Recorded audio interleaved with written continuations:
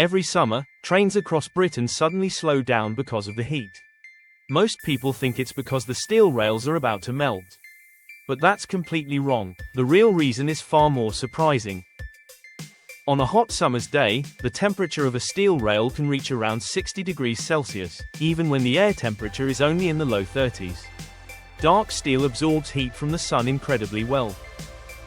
Like almost every material, steel expands as it gets hotter. A single rail only grows by a tiny amount, but modern railway track is built very differently from what most people imagine.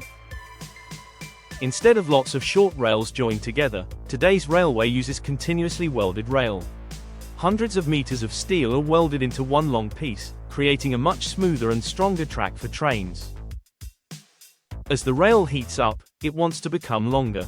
But because it is welded into one continuous length, it cannot freely expand.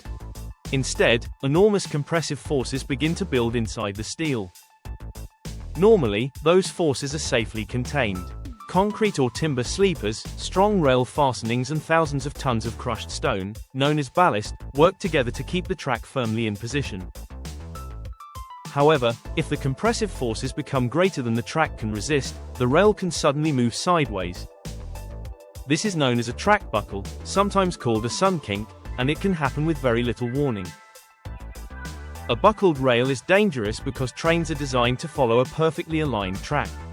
Even a relatively small sideways movement can increase the risk of a derailment if trains continue at normal speed. That is why railway companies introduce temporary speed restrictions during extremely hot weather.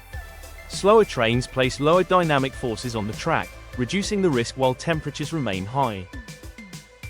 The railway doesn't just rely on speed restrictions.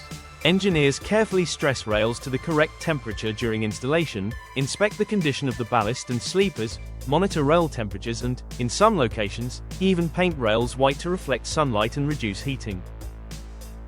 If a buckle is discovered, the railway may close the line immediately.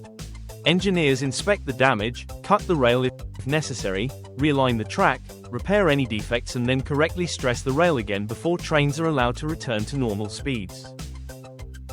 So the next time your train slows down during a summer heatwave, remember that it isn't because the rails are melting. It is because invisible forces are building inside the steel, and reducing speed is one of the safest ways to prevent those forces from turning into a dangerous track buckle. If you enjoy learning how Britain's railway really works, subscribe to Trackside Explained for more engineering explained simply.